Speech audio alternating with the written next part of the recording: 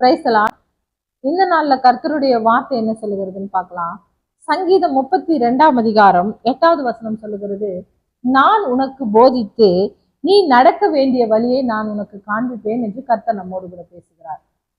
நாம் அநேக காரியங்கள்ல யாருடைய ஆலோசனையாவது நம்ம எதிர்பார்த்து காத்து கொண்டிருப்போம். நமக்கு பிரியமானவர்களுடைய ஆலோசனை, நம்ம போதகர்களுடைய ஆலோசனை, நமக்கு யாரிடத்துல இருந்து ஆலோசனை வேணும்னு நம்ம எதிர்பார்க்கிறோமோ அவங்க கிட்ட இருந்து ஆலோசனைக்காக நம்ம காத்து கொண்டிருப்போம். ஆனா கர்த்தருடைய வார்த்தை என்ன சொல்லுகிறது? கர்த்தருடைய பிள்ளைகளுக்கு கர்த்தர் போதித்து நாம நடக்க வேண்டிய வழியை அவர் நமக்கு காண்பிப்பாராம்.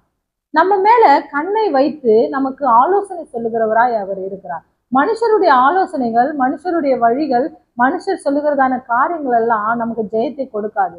ஆனா கர்த்தருடைய ஆலோசனையே நம்ம மத்தியில நிலை நிற்போம். அவர் கொடுக்கிற ஆலோசனை என்னைக்கும் நம்மளை கீழே தள்ளாது, அதை நம்ம தூக்கி நிலை நிறுத்தும். அதனால நம்முடைய வாழ்க்கையில எல்லா காரியங்கள்லையும் வேத புத்தகத்தை எடுத்து அவர் என்ன நமக்கு போதிக்கிறார், என்ன வழியை நமக்கு காண்பிக்கிறார், என்ன ஆலோசனைகளை நமக்கு கொடுக்கிறார் என்று தெரிந்து கொள்ள அனுதினமும் ஜெபித்து அனுதினமும் அவருடைய வார்த்தையை பெற்றுக்கொண்டு அவருடைய ஆலோசனையில நம்ம நடக்கும்போது நம் வாழ்க்கை ஆசீர்வாதமாக இருக்கும். ஆமென்.